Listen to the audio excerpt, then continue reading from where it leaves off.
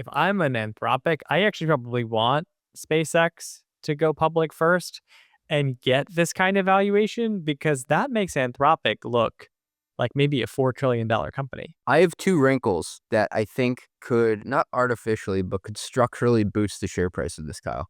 What are they? The first one is they've changed the rules on what's allowed in the S&P 500 to make it so you only have to wait 15 days. And so if it's allowed in the S&P 500, think of like Magnificent Seven. This is going to be definitely within that. And it's going to be included in a lot of ETFs and therefore people's 401k plans. Do you think this helps valuation because it just gives them a lot more capital access? Way more surface area, and it's going to get picked up by these mutual funds that like they know it's in there, but it wasn't like the sole reason why they were buying it. Right. So it's more like, not to say dumb money, but like money that's kind of insensitive to what the price is. It's just including it as as part of an index. Exactly. It's part of a broader index, one that you would want to be in where the probably largest pools of capital flow because it's like all these 401ks and pension funds, right?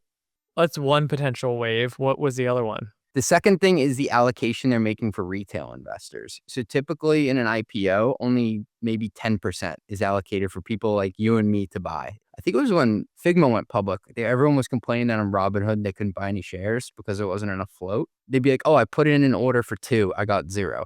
For this, they're allocating 30% to retail investors. So is this a meme stock? Is that what you're saying? Yeah, they're betting on people not doing their homework and just like stupidly saying, I love Elon, I'm going to buy up the stock, buy. And he also has a massive incentive to get the market price up because he gets bonuses based on how much it's worth. I think he has a huge payout at $7 trillion. So it's not going to definitely hit that on day one by any means. But this does give them a cushion or maybe a push by people who may not be the most rational investors in the world and want to hype it up.